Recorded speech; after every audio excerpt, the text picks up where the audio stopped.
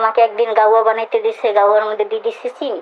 এটা করছে দেখে গরম আমার ইটা মিলে মারছে, তারপর আমাকে ধরে মারছে। সৌদি আরবে নির্যাতনের শিকার হয়ে প্রায় 2 সপ্তাহ আগে বাংলাদেশে ফিরে এসেছেন এই নারী। নির্যাতনের শিকার হয়ে তিনি এখন গর্ভবতী।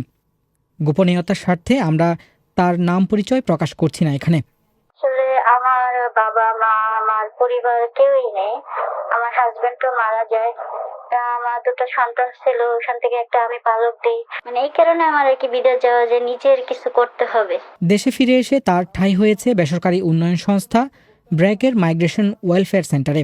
বছরখানেক আগে ভাগ্য উন্নয়নে সৌদি আরব গিয়েছিলেন তিনি। অফিসে কাজ দেওয়ার কথা বলে দালাল তাকে সৌদি আরবে নিয়ে গেলেও শেষ পর্যন্ত গৃহস্থলীর কাজে নিয়োগ দেওয়া হয়।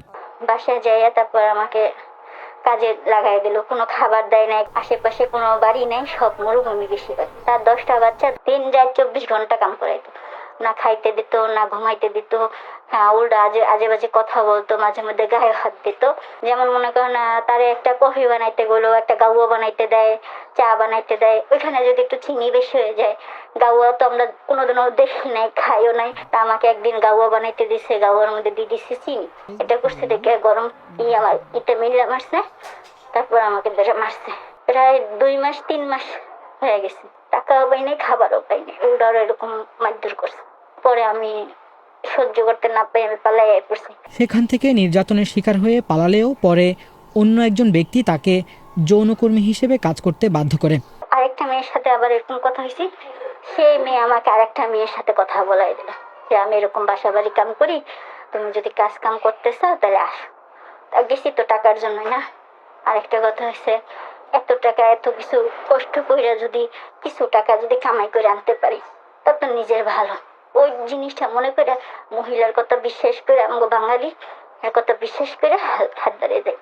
হে একটা ড্রাইভার দিয়ে আমারে পাঠায়, এই ড্রাইভার আমারে লইয়া যায়। ওইখানে যাইয়ে তারপর আমাকে এরকম রুমের মধ্যে আটকায় নির্যাতন করে।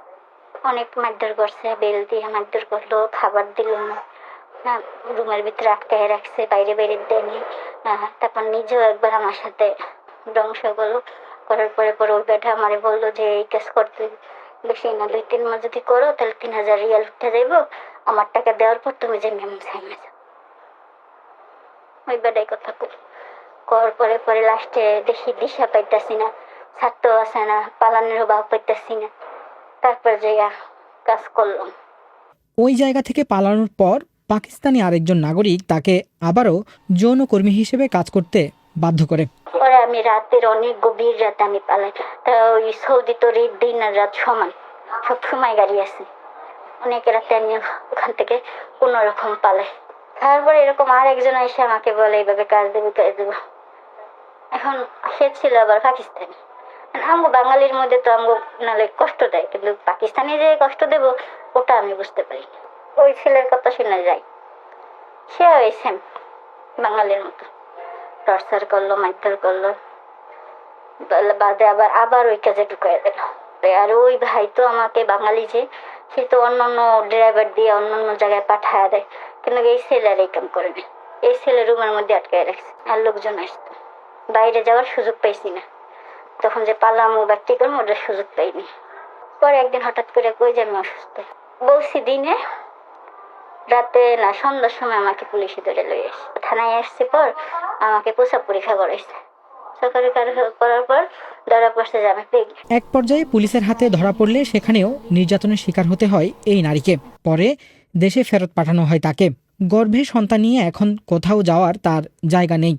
আমি তো আমার বাবাই দেখিনি, আমার বাবা দেখে নাই।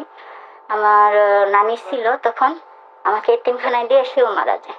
আমি বিশেষ করে আমি কল্পনাও করিনি যে এতটা ভয়ানক একটা হবে আমার সাথে। আমার পুরো জীবনটা মনে করেন বরবাদ করে দিছে। 1 নাম্বার, 2 নাম্বার হয়েছে আমার যে একটা স্বপ্ন, একটা যে আশা ছিল, সেটাও আমার ভেঙে গেছে। আমি এখন মরা লাশের নানা আছি। এই ধরনের ঘটনার ক্ষেত্রে ভুক্তভোগীরা কোনো ধরনের প্রতিকার এবং আইনি সুরক্ষা পান না বলে জানায় ব্র্যাকের মাইগ্রেশন ওয়েলফেয়ার সেন্টার। এরকম একটা প্রেগনেন্ট নারীকে ফেরত আসানোর ক্ষেত্রে আমাদের দূতাবাসের উচিত ছিল প্রথমত সৌদি কর্তৃপক্ষকে জানানো যে এই মেয়েটা নির্যাতনের শিকার হলো, তাকে কে নির্যাতন করেছিল সেটা বের করা হোক।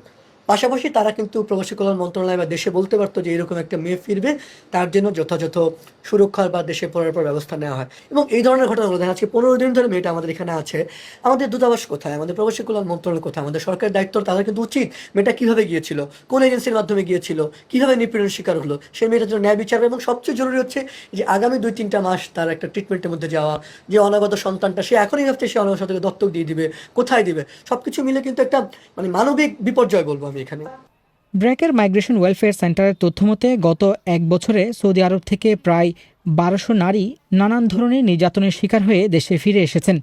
এছাড়া গত 6 বছরে বিভিন্ন দেশ থেকে প্রায় 67,000 নারী কর্মী দেশে ফিরেছেন। এর মধ্যে 2020 সালে করোনা মহামারীর সময় বড় একটি অংশ দেশে ফিরে এসেছেন। এর বাইরে প্রায় 10 থেকে 12 হাজার নারী কর্মী দেশে ফিরেছেন বিভিন্নভাবে নির্যাতনের শিকার হয়ে।